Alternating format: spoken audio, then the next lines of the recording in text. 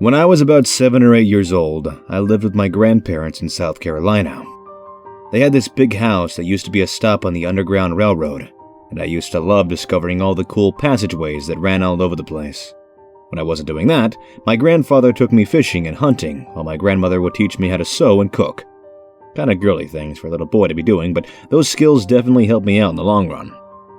My folks were military, so rather than drag me around and traumatize me with multiple moves, they had me stay at my grandparents'. My room sat at, essentially, the middle of the house. It was surrounded on all sides by thick walls, which used to house passageways, but had since been sealed off. I hung up cool pictures and things befitting an 8-year-old's room. I loved that house, but it started to feel a little off after a while. I noticed that my things kept disappearing. Nothing incredibly valuable, just trivial things like my toothbrushes and combs.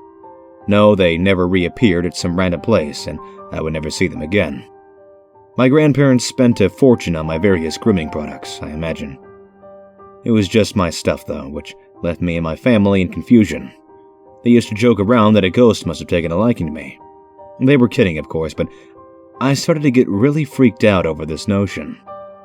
I started paying attention to very minor noises and details, and whenever something odd did present itself, it would creep me out to the extreme. I remember drying a favorite shirt of mine, only to come back 5 minutes later to find the dryer door open and my shirt gone. My things would be moved, pictures of me that were on the walls would go missing. Most importantly, these little holes started appearing in the walls around my house. They first showed up in my room, and they just popped up all over the house, the kitchen, the bathrooms, the living room, everywhere except the master bedroom, where my grandparents slept. This really creeped me out, so one night I decided I was going to sleep in their room. I slept in a pretty comfy sleeping bag on the floor, and for the first time in a while, I felt pretty safe.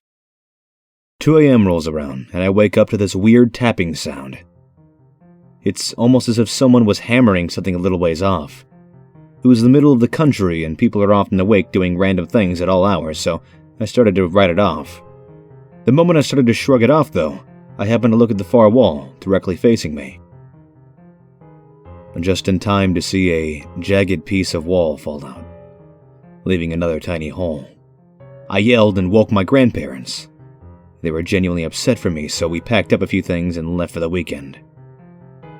When we got back, the first thing I noticed is that almost everything in the house that had anything to do with me was either gone or damaged. My room was now host to at least 30 different holes, all in varying shapes and sizes. I was exhausted and all I wanted to do was go to bed. Me and my grandparents stood in my room and demanded whatever was in the house to leave me alone. There was no great relief. There was no angry outburst. There was no ghostly laughter, just silence, and me feeling scared and a little silly. I decided to be brave and stay in my room that night. I woke around 12 a.m. to a thump, the kind I usually attribute to my family moving around knocking into a wall. I started drifting back off, only to hear another thump, then another. Eventually, these grew pretty rhythmic. I was scared out of my mind. I bolted upright and started scanning around my room. I grabbed the flashlight that I had grown to keep by my nightstand and started shining it everywhere.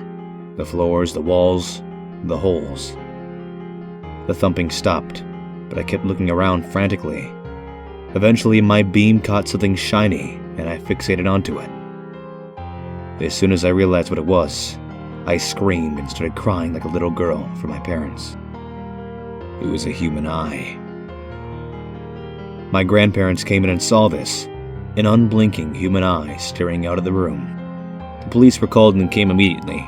They opened the sealed portions of the house and searched every passageway they could find. Eventually, they came to the section behind my far wall, where the eye was located. I wasn't privy to the information when I was that young, but when I got older, my grandparents told me what it was. The police came upon this tiny room, only big enough to hold one person comfortably, if only barely. They were first greeted by what they described as a thick layer of garbage and waste. Most of this garbage was my things that had gone missing. My combs, my toothbrushes, my socks, my shoes, my washcloths, my favorite shirt.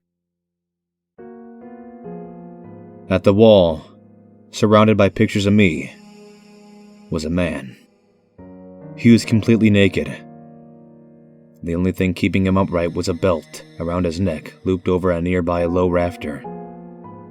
The cause of his death was autoerotic asphyxiation.